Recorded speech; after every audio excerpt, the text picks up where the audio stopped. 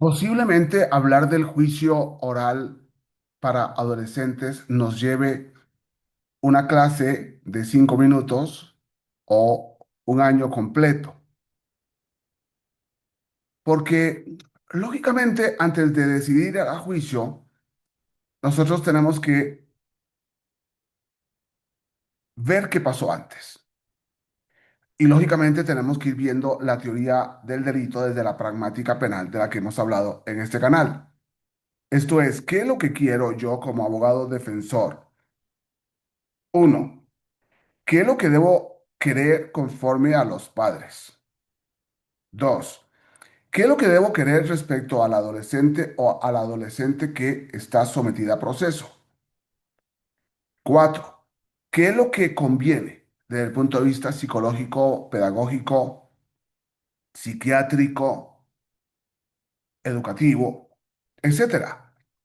Porque de lo contrario, ¿podríamos nosotros considerar que el adolescente es un adulto y hacer un proceso de juicio para adultos? Que es uno, me parece, uno de los grandes errores que estamos cometiendo en el tema de especialidad en adolescentes.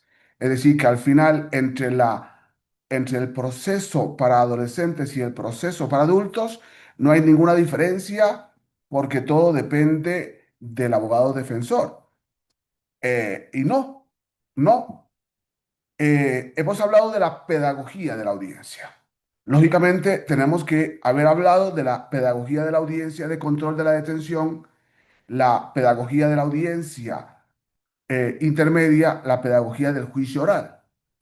Y ustedes me han escuchado también hablar de la pedagogía de la audiencia en el lugar de los hechos donde el adolescente ha sido detenido en fragancia, que es muy importante, porque debe estar el acompañamiento, posiblemente los papás, y debe estar el fiscal del Ministerio Público, y ese adolescente o esa adolescente en el lugar de los hechos debe estar eh,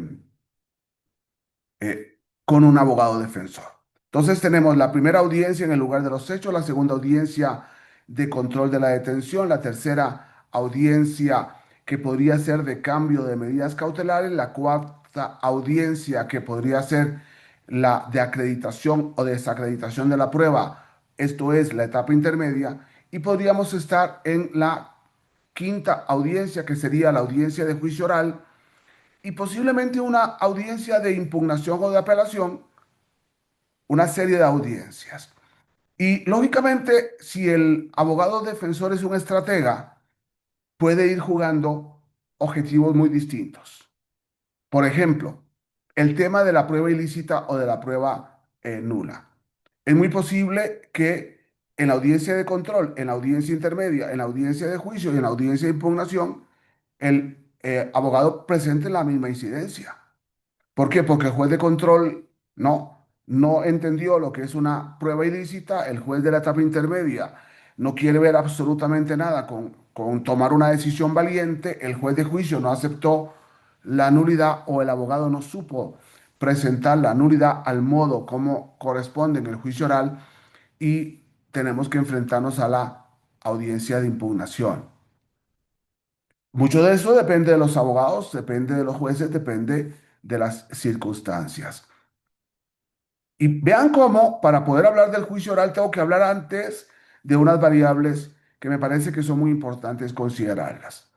Bien, cuando una persona va a juicio oral o cuando un abogado decide ir a juicio oral, tiene que contestar una serie de preguntas y me parece que, o me gustaría que pudiéramos nosotros analizar esas preguntas en este canal cuando estamos tratando de introducir el juicio oral. No olvidemos que el juicio oral puede ser oral y privado por mandato de la ley o oral y público porque así lo quiere el adolescente, solamente. El juicio oral es pedagógico. Pueden estar los padres del adolescente en el acompañamiento y entonces hay una pedagogía de la audiencia. El juez, el imputado, la imputada se enfrenta por primera vez a un juez. En México, en algunos países, un trío de jueces. Se enfrenta a la forma a veces posiblemente agresiva de un fiscal y a la posición del asesor jurídico contra su abogado defensor. Y entonces tenemos la primera. Y lógicamente que el defensor, lo primero que tiene que ofrecerle al juez es que la persona más experta en el caso con respecto a este adolescente, con respecto a esta carpeta de investigación, con respecto a esta auto de apertura a juicio, es el imputado, es el defensor. Esto es muy importante. Partiendo de eso, tenemos ya una introducción fundamental para ver el juicio oral. Muchas gracias.